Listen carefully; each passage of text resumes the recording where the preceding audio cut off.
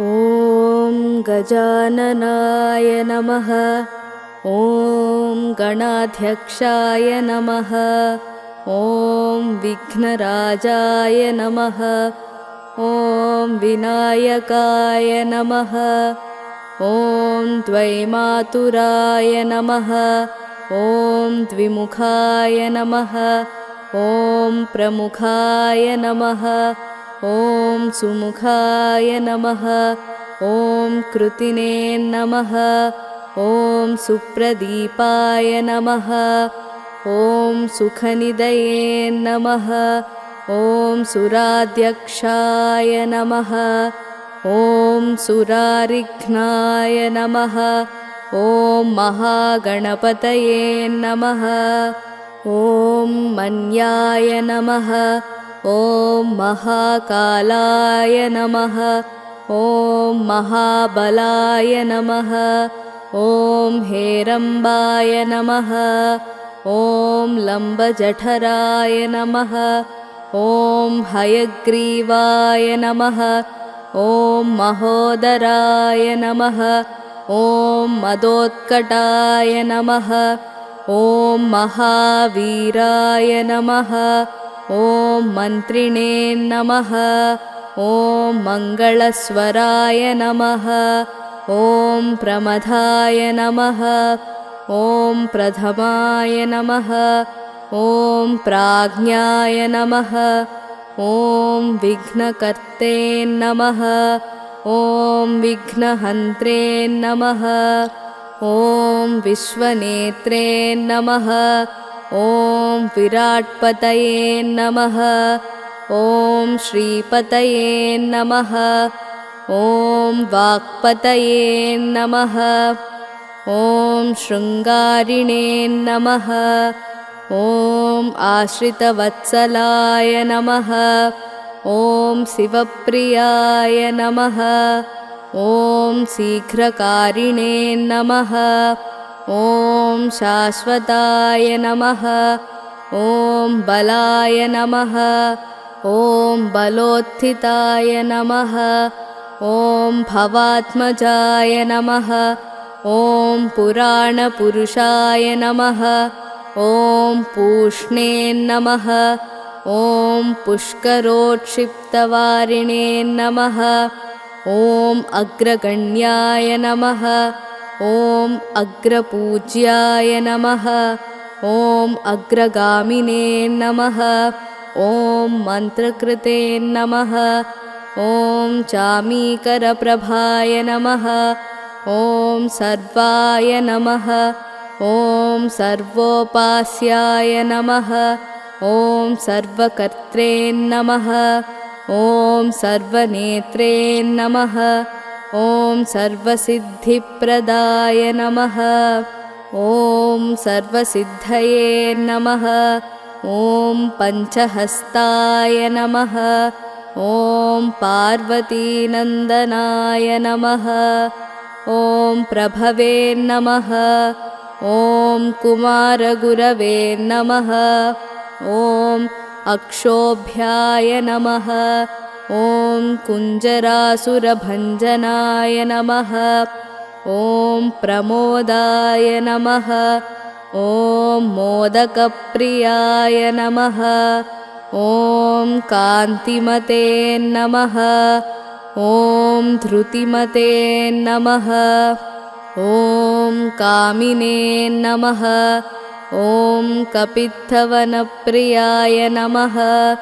ॐ ब्रह्मचारिणे नमः। ॐ ब्रह्मरूपिणे नमः। ॐ ब्रह्मविद्यादिदानभुवे नमः।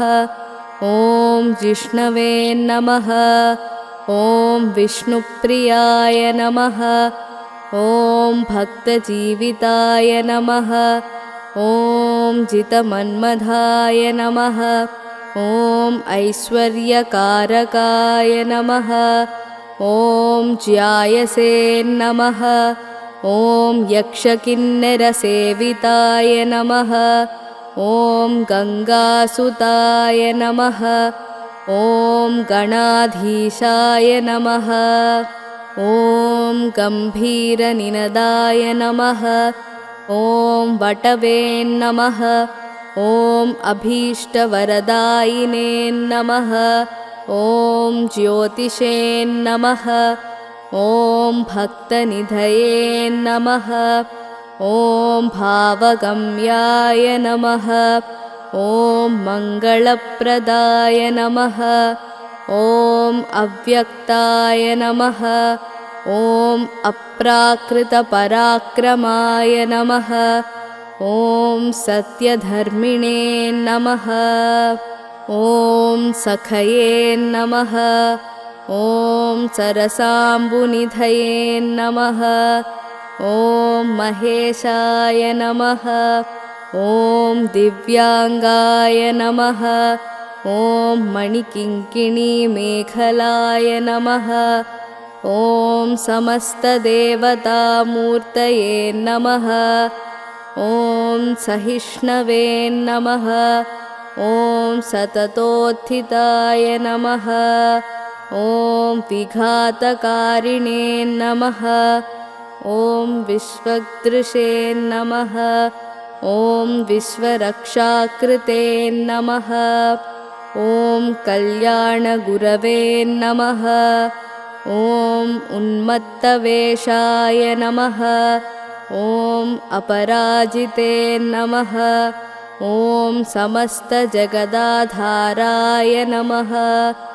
ॐ सर्वैश्वर्यप्रदाय नमः। ॐ आक्रान्तचित्तप्रभवे नमः।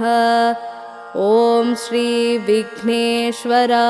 नमः इति श्रीविघ्नेश्वरस्तोत्रशतनामावलिः सम्पूर्णम्।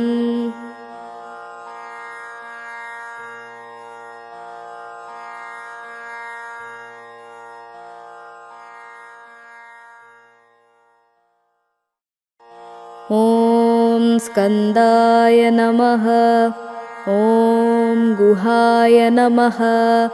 ॐ षण्मुखाय नमः। ॐ फालनेत्रसुताय नमः। ॐ प्रभवे नमः। ॐ पिङ्गळाय नमः। ॐ कृत्तिकासूनवे नमः। ॐ शिखिवाहाय नमः। ॐ द्विषड्भुजाय नमः। ॐ द्विषण्नेत्राय नमः। ॐ शक्तिधराय नमः। ॐ पिशिताशप्रभञ्जनाय नमः। ॐ तारकासुरसंहारिणे नमः। ॐ रक्षोबलविमर्दनाय नमः। ॐ मत्ताय नमः। ॐ प्रमत्ताय नमः। ॐ उन्मत्ताय नमः। ॐ सुरसैन्यसुरक्षकाय नमः। ॐ देवसेनापतये नमः। ॐ प्राज्ञाय नमः। ॐ कृपाळवे नमः। ॐ भक्तवत्सलाय नमः। ॐ उमासुताय नमः। ॐ शक्तिधराय नमः। ॐ कुमाराय नमः। ॐ क्रौञ्चधारणाय नमः। ॐ सेनान्ये नमः। ॐ अग्निजन्मने नमः। ॐ विशाखाय नमः। ॐ शङ्करात्मजाय नमः। ॐ शिवस्वामिने नमः। ॐ गुणस्वामिने नमः। ॐ सर्वस्वामिने नमः। ॐ सनातनाय नमः। ॐ अनन्तशक्तये नमः। ॐ अक्षोभ्याय नमः। ॐ पार्वतीप्रियनन्दनाय नमः। ॐ गङ्गासुताय नमः। ॐ शरोद्भूताय नमः। ॐ आहूताय नमः।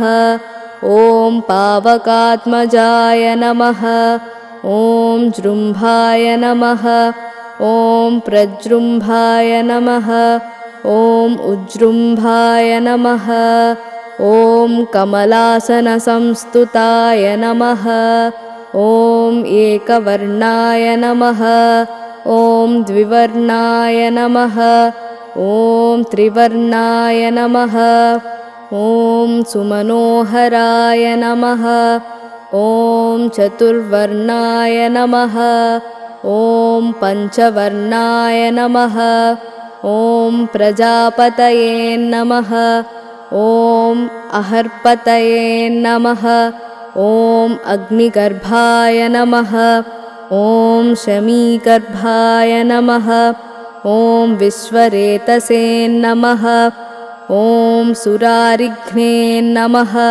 ॐ हरिद्वर्णाय नमः ॐ शुभकराय नमः ॐ वटवे नमः ॐ वटुवेशभृते नमः ॐ पूष्णे नमः ॐ गभस्ताय नमः ॐ गहनाय नमः ॐ चन्द्रवर्णाय नमः ॐ कलाधराय नमः ॐ मायाधराय नमः ॐ महामायिने नमः ॐ कैवल्याय नमः ॐ शङ्करात्मजाय नमः ॐ विश्वयोनये नमः ॐ अमेयात्मने नमः ॐ तेजोनिधये नमः ॐ अनामयाय नमः ॐ परमेष्ठिने